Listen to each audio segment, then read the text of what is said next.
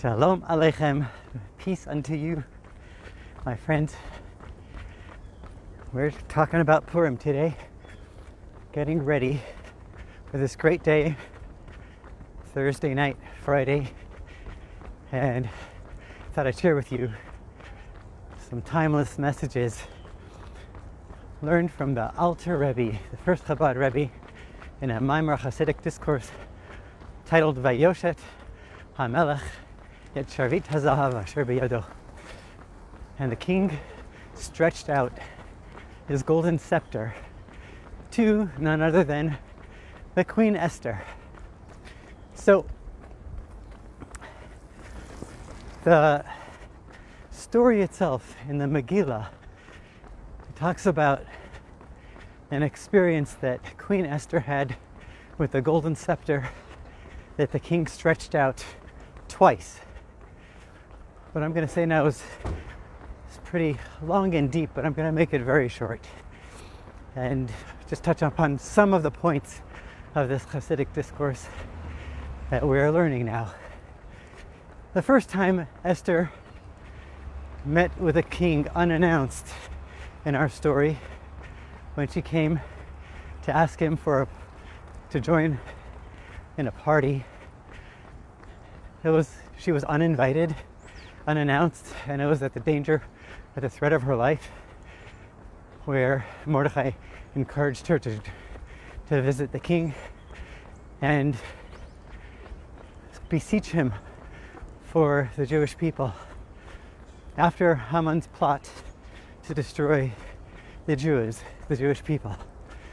So she comes in, and the words of the Megillah are Vayoshet HaMelech Et Sharvit HaZahav Asher B'Yado. And the king stretched out the golden scepter, which was in his hand. He was holding it. And Esther went Vatiga B'Rosh HaSharvit, and she touched the tip of the scepter. Fast forward, Haman is dead, and now the decree to wipe out the Jews still remains. Queen Esther goes back to the king Achashverosh to ask him to reverse the decree. And it says over there that when she entered the palace, entered his throne room, he stretched out his scepter to her. It doesn't say it was in his hand. It just said he stretched it, almost like he gave it to her. Sounds like he's giving it to her this time. So the Alter Rebbe says that in just the plain, simple understanding of the story, the first time Esther touched the tip of the scepter, the second time she took the whole scepter in her hand. What is this relevance to us? Says the Alter Rebbe and the Hasidic masters from the Baal Shem Tov and on. Every story in the Torah has its timeless relevance, all times and all places. So what is that story for us about the golden scepter, the touching versus the taking? Moving on, the Alter Rebbe says that the name Esther actually comes from the word Haster or Seter in Hebrew, which means to hide. Esther is not just a name of a person, but it's representative of a dimension in which God is hiding from the world. We are in a time of Esther. Our whole galut, our whole exile is called Esther. We are Esther, not only on a cosmic level, but also on a personal level. On a personal level, every person has a neshama, has a soul, a spark of God, which really all it wants is to be connected to its source, to its root, to God Almighty. But as we are sometimes, most often, that soul, that spark, the enthusiasm is concealed. It's hidden. It's not revealed. That is also called Esther.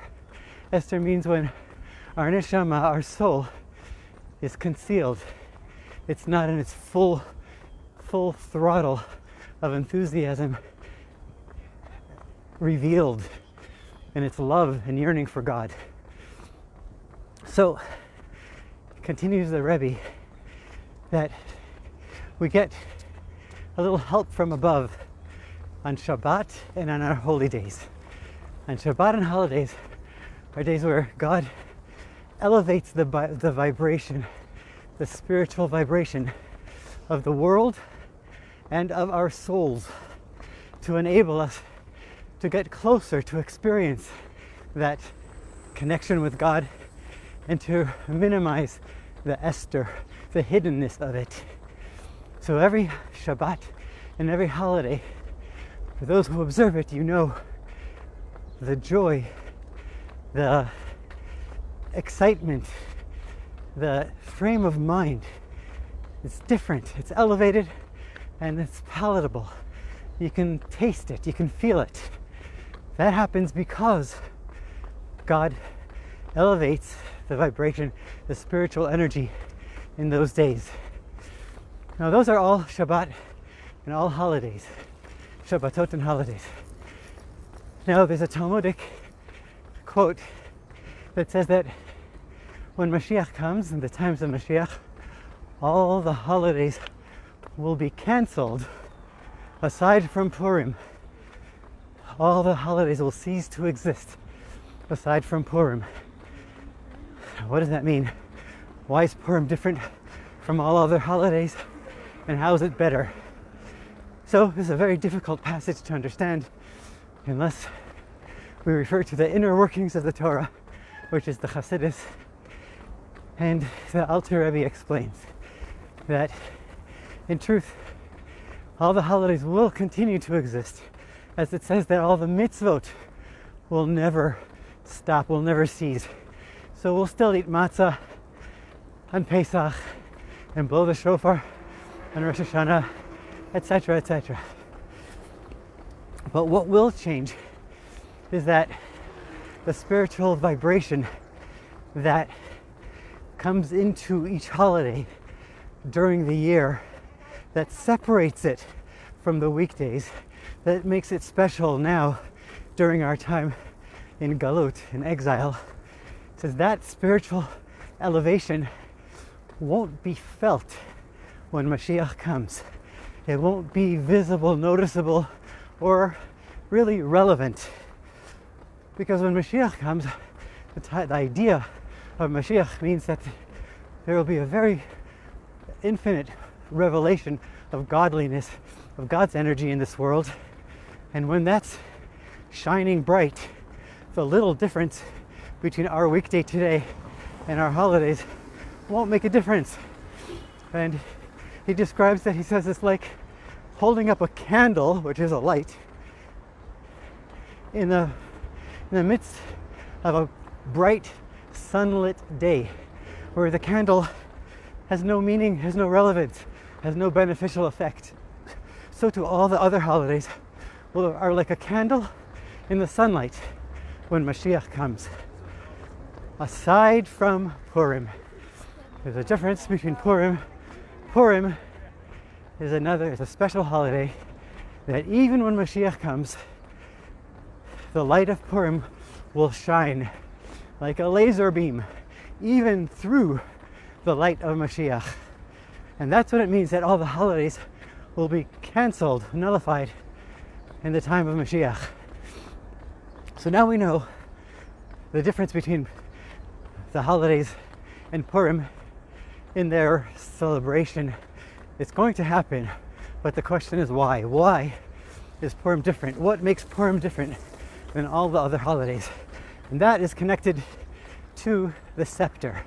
So this Sharvit HaZahav, this golden scepter that the king stretched out to Esther, is really a paradigm for our existence, for our whole human story, where God is the husband, God is the king, we are the children, we are the spouse, the wife. God created and creates and sustains and animates the whole world through this scepter, as it were, through this beam of light, of energy that God sends to this world to create the world and to make things happen And he enclosed it in a system called, which we call nature, the natural order of things. There's justice, there's right and wrong, there's up and down. And there's a whole system in that scepter.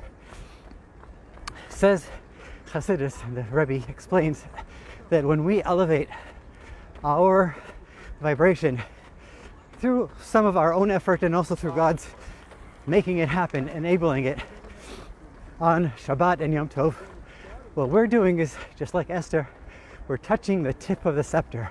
The highest a person can go in their service to God these days, with a lot of effort and God's help, is to touch the tip of that scepter of energy that God is extending to our world.